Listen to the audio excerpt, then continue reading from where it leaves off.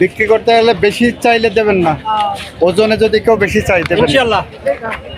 ঠিক আছে, অনেক ধন্যবাদ স্যার।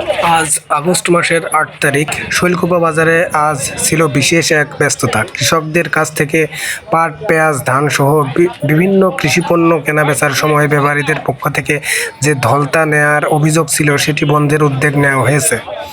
এই বিষয়টি বাস্তবে ঠিকভাবে কার্যকর হচ্ছে কিনা সেটি সরজমিনে দেখতে আজ শৈলকুপা বাজার পরিদর্শন করতে আসেন আমাদের আইনমন্ত্রী আসাদুজ্জামান আসাদ সাহেব।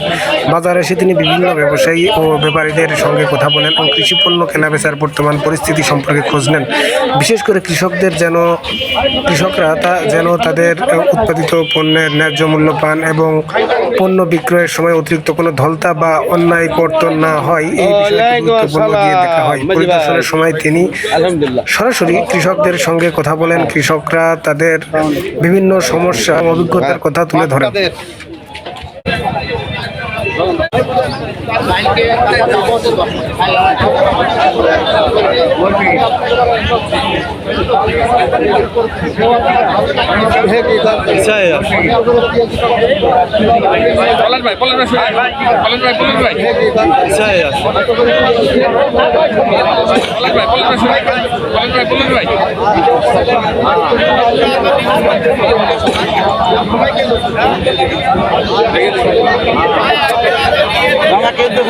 মামু তোমরা কোন একটা দুটো মারো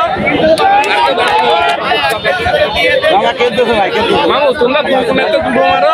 কৃষকদের অভিযোগ ও বাজারের বাস্তব পরিস্থিতি শুনে তিনি বিষয়গুলো দেখেন এবং ধলতা বন্ধের সিদ্ধান্ত বাস্তবে মানা হচ্ছে কিনা তা পর্যবেক্ষণ করেন। শৈলকুপার কৃষকদের জন্য এটি নিঃসন্দেহে একটি গুরুত্বপূর্ণ বিষয়, কারণ কৃষক মাঠে পরিশ্রম করে ফসল উৎপাদন করেন, সেই ফসল বাজারে বিক্রি করার সময় যেন অযথা কোনো টাকা কেটে না নেওয়া হয়, এটাই কৃষকদের প্রত্যাশা। আজকের এই বাজার পরিদর্শনের মাধ্যমে মূলত দেখা হলো ধলতা বন্ধের উদ্যোগটি বাজারে কতটা কার্যকর হয়েছে এবং কৃষকরা তার সুফল পাচ্ছে কিনা। এখন কৃষকদের প্রত্যাশা এই নিয়ম যেন শুধু সিদ্ধান্তের মধ্যে সীমাবদ্ধ না থাকে, বরং নিয়মিতভাবে বাজারে কার্যকর থাকে। শৈলকুপা বাজার থেকে কৃষক ও ব্যবসায়ীদের সঙ্গে কথা বলে আজকের এই বিশেষ আপডেট জানালাম এবং তুলে ধরলাম।